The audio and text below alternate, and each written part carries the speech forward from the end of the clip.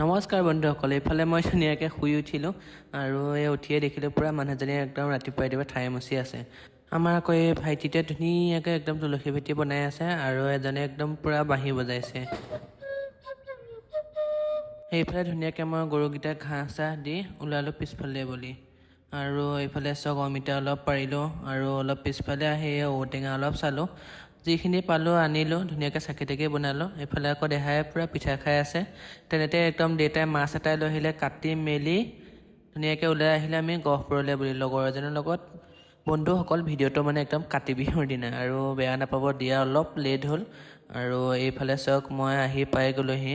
মোৰ মানে এটা এলবাম আছিলে, মই ফটোগ্ৰাফীৰ কাম কৰোঁ। ধুনীয়াকৈ এলবামটো কইনাকজনী ধুনীয়াকৈ দি মেলি আহি পালোঁ ঘৰ আৰু চাকি জ্বলাবলৈ আহিছিলোঁ। দেখিছেনে ইমান পানী আৰু দ। এইফালে পেহীয়ে আহিছে, এইফালে মই ধুনীয়াকৈ চাকি তাকি জ্বলাই আহি পালোঁহি ঘৰ আৰু ধুনীয়াকৈ ইয়াত তুলসী ভেটিৰ তলত চাকি জ্বলাই থৈছে অলপ। তাৰ পাছতে আমাৰ ঘৰত আৰম্ভ হৈ গ'ল ইয়াত নাম। ভাইটি এটাই পূৰা নেগেৰা বজাই আছে।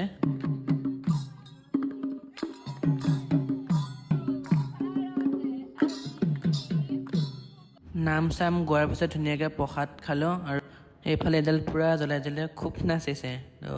ভিডিঅ'টো কেনেকুৱা পালে জনাব। আজিলৈ বাই।